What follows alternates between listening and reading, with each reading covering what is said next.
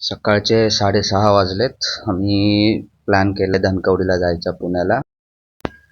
थोडंच अंतर गाठलं नाही की आमच्या साहेबांना भूक लागली.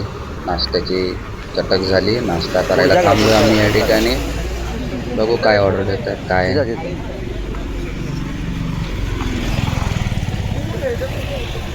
ना डोसा एक प्लेट दे ना.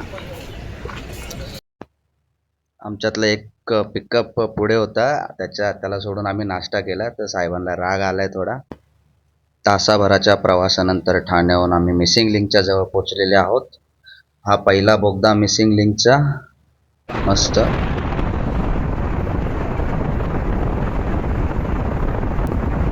थोड्याच वेळात मिसिंग लिंक दिसेल तुम्हाला. हा बघा आला.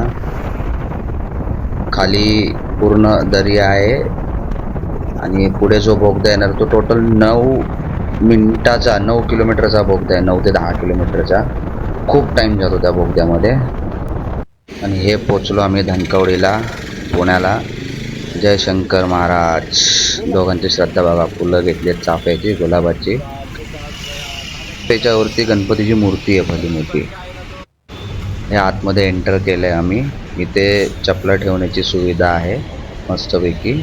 इथे चपला आम्ही ठेवलेत.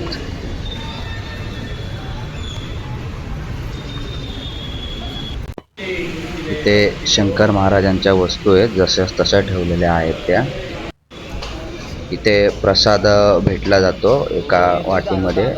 ती आपण प्रसाद खाऊन आपापली धुवून परत इथे रिटर्न ठेवायची.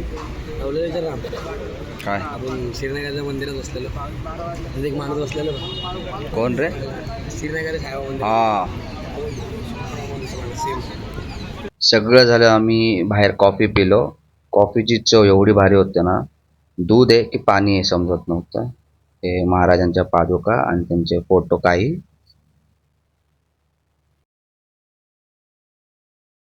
असाच आपण पुढचा ब्लॉग घेऊन येऊ. लाईक करा, शेअर करा, सबस्क्राईब करा.